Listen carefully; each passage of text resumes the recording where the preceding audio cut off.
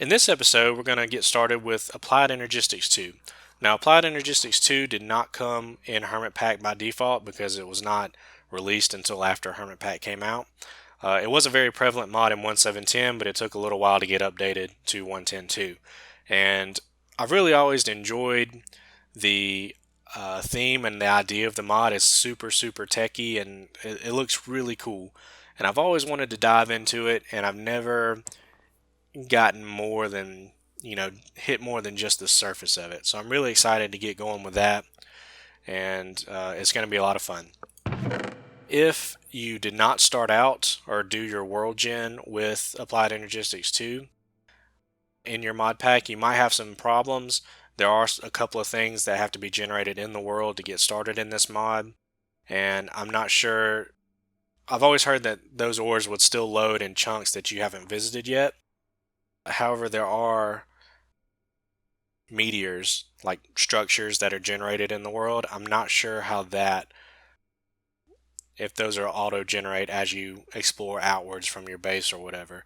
You're going to have to do some Googling and stuff with that. I'm not sure how that works. I've had it in since the beginning, so everything's working just fine for me. So as far as worldgen goes, there's a few things that are generated. Number one is this Certus quartz crystal. It's an ore that you find that spawns in veins of like 1 to 2, maybe 3. In fact, it's much easier to find just looking around in the ravines and stuff than it is by mining. So that's how I found most of these. The other ore we're going to look for is the charged Certus quartz ore. This is very rare. In fact, I gotten up a stack of these, or a little over a stack of these, without finding any of the charged Certus quartz. And actually, once I decided to do Applied Energistics 2, I had to go out and look for some to find it. However, the good side of that is that you only need one. Once you get your first one, you can then produce more using these regular Certus quartz crystals. So to do that process, you're going to have to craft a charger here, which is one of the machines I had downstairs. It's going to take these Fluix crystals along with some iron to craft. Those 2 Fluix crystals requires 1 charged Certus quartz crystal to make. So you toss your 1 quartz crystal, a redstone, and a nether quartz, and it instantly pops there into 2 Fluix crystals. So once you find that 1 charged Certus quartz, you make that charger, and using that charger, we can run downstairs real quick, but you just pop these Certus quartz crystals in it, and within like a second, as long as it has power, you see that slight color change right there. Now it's charged. It does require power coming in from the bottom. I don't think it can take power from any other side, so that's why I put these on the bottom and I move those machines up right there. So that's how that works. The other part of oregen that I was describing, or worldgen I should say, not oregen, is finding these presses right here. There's actually 4 different presses that you have to find, and I've only found 3 so far. And the way you find those is by crafting a meteorite compass. Take a look at the recipe here. You have a charged Certus quartz along with 4 iron. Pretty cheap recipe.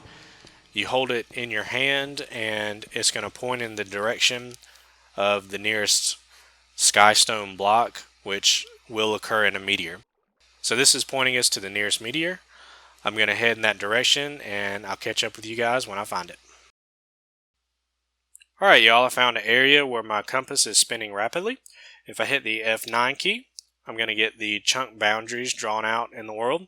And so what I want to do is I want to see what all chunks that this compass is registering in. So if I take a look, I know these 2 chunks for sure.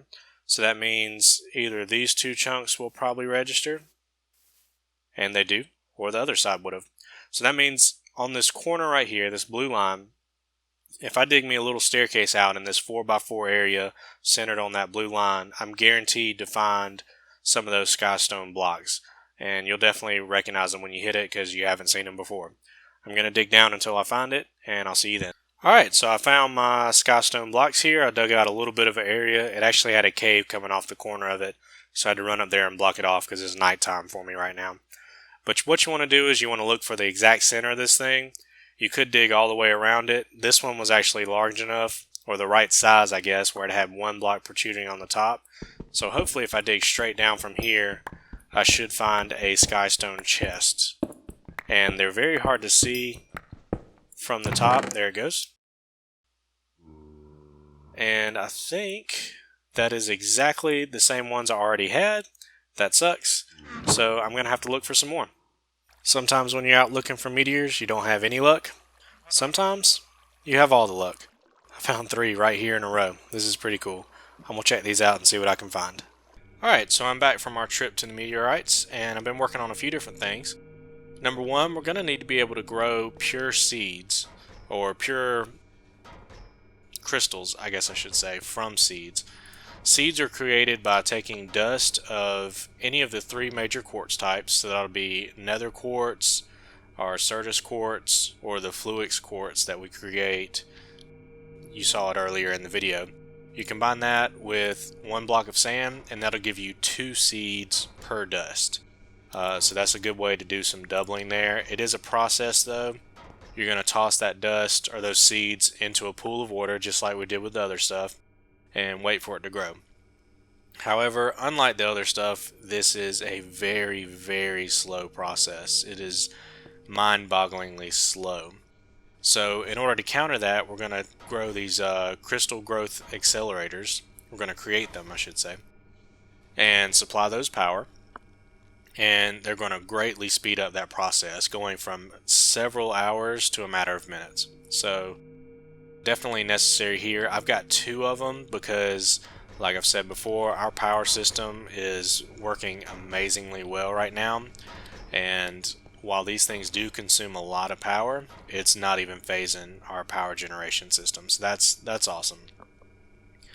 Another thing that you're going to have to worry about for Applied Energistics 2, and it kind of does vary from machine to machine, but AE2 has its own power system, and it doesn't readily convert from RF per tick or EU per tick or whatever into its own, I think it's AE energy, I guess is what it's called. I can't remember exactly, but for some machines it works out fine. For this right here, it did not. And so what I had to do is I had to run my mechanism cable into this energy acceptor here.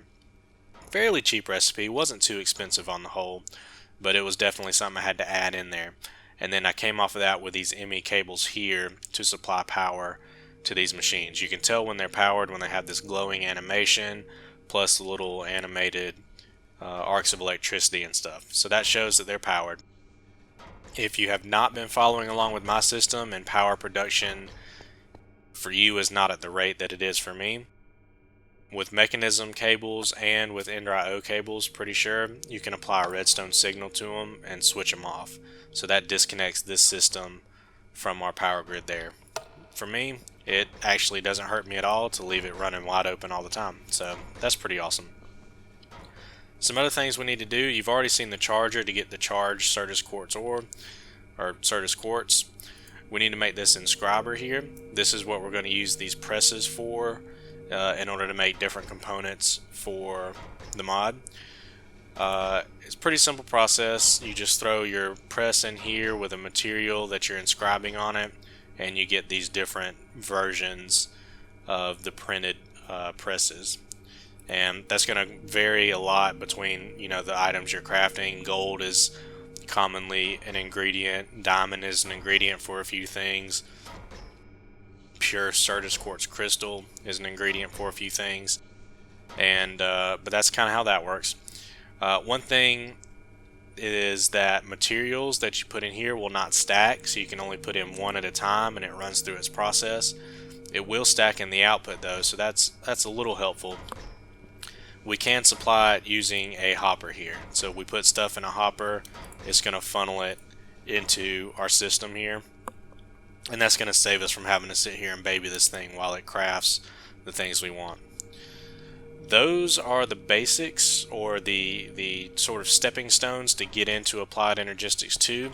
Now that we have all of this, these crafting systems behind us to craft the components we need, we'll actually be able to craft useful things in Applied Energistics 2 next episode. This is a fairly complex mod, so I'm going to kind of split the episode up here and do the actual ME system itself in the next episode.